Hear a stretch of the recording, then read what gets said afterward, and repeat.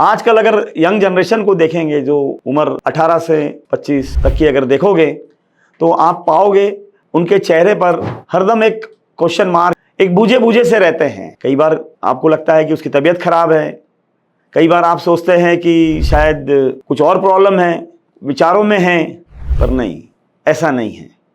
वो दिन भर किसी ना किसी से, अपने फ्रेंड से, गर्लफ्रेंड से या बॉयफ्रेंड से वो लोग चैट में लगे हैं। उसके कारण ऐसा हो रहा है कि दिन भर मैसेजेस का आदान प्रदान हो रहा है।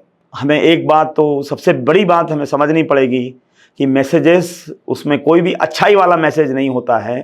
एक दूसरे को हम लोग स्ट्रेस ट्रांसफ़र कर रहे होते हैं, सिर्फ गलत बातें, या जिसको बोलेंगे ना कि सामने वाला परेशान हो जाए, या अपनी परेशानी दूसरे पे डालने वाली बात नॉर्मली सब लोग करते हैं।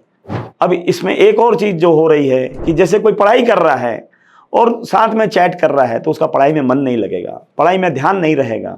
जो पढ़ाई में, जो जिसको बोलेंगे उसकी तरक्की होनी चाहिए या एग्ज़ाम में, तब वो नहीं कर पाएगा। इसी तरह से कुछ लोग कहीं जॉब कर रहे हैं, जॉब के अंदर भी मैं देख रहा हूँ कि कहीं पर कोई ईयरफोन लगा रहा है, बाजू में काम करते करते मोबाइल खुला हुआ है, उस पर चैट हो रही है। आजकल तो आपके डेस्कटॉप पर भी आप अपने चीज़ों को, व्हाट्सएप को, इंस्टा को खोल सकते हैं, तो जिसमें कैसे है, काम करते करते ही अलग अलग विंडोज़ में आप ये कर रहे हैं।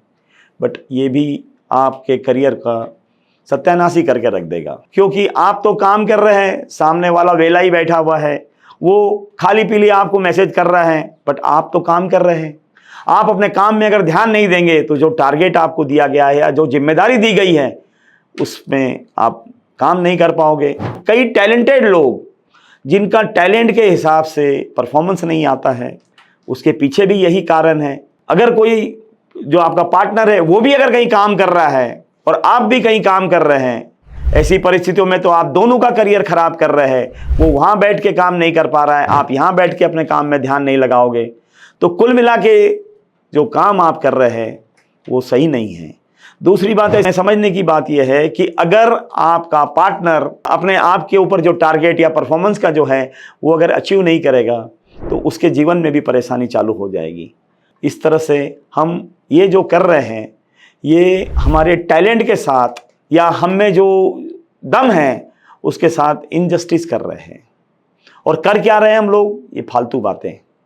शाम को अगर मिलना है तो मिल लीजिए, सुबह मिल लीजिए, बट जब आप काम पर हो तो काम पर ध्यान देना बहुत ज़रूरी है। अगर हम काम पे ध्यान नहीं देंगे तो हमारा जीवन कैसे चलेगा? और हमें अपने पार्टनर को भी समझना है कि अगर वो पार्टनर हमें काम नहीं करने दे रहा है, तो आप समझ रहे हो वो आपसे प्यार कर रहा है? नहीं, वो आपको बर्बाद कर रहा है। तो आपको ये समझने की ज़रूरत है किस तरफ हम जा रहे हैं, क्योंकि अल्टीमेटली आपको जो काम दिया गया है वो काम अगर आप ढंग से करेंगे, तभी आपके जीवन में तरक्की होगी। तो ये जरूर समझिए कि दिन भर चैट करना प्यार नहीं है, ये रिश्तों की बर्बादी है, और अपने पार्टनर के साथ में ये इनजस्टिस है।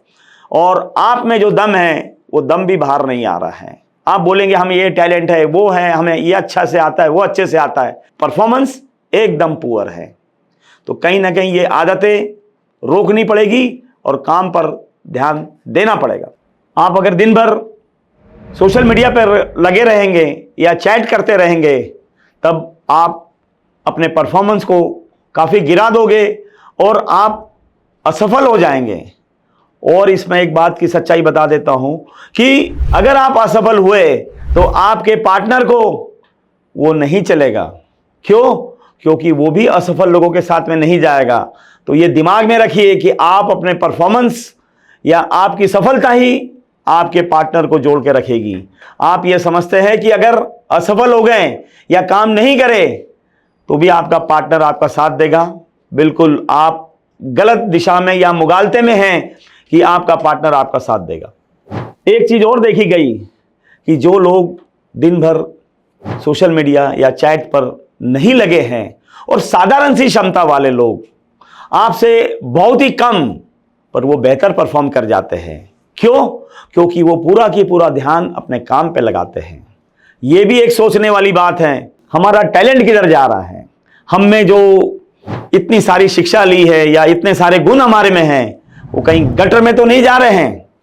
आपने देखा होगा जो लोग दिन भर सोशल मीडिया पर, व्हाट्सएप पर, इंस्टा पे लगे रहते हैं, उनके दिन भर मूड स्विंग चलते रहते हैं, क्योंकि उधर का अगर कोई मैसेज अगर खुशी का आ गया तो इनके चेहरे पे खुशी आ जाती है, और अगर कोई गड़बड़ मैसेज आ गया तो चेहरा उतर जाता है। नॉर्मली उतरा हुआ ही रहता है, क्योंकि मैसेज जो है वो सारे गड़बड़ी आते रहते हैं। और मुझे तो ऐसा भी लगता है कि जो करण जौहर ने जो फिल्म बनाई है, कभी खुशी कभी गम, तो मुझे लगता है कि आज के युवाओं को देखकर ही बनाई होगी।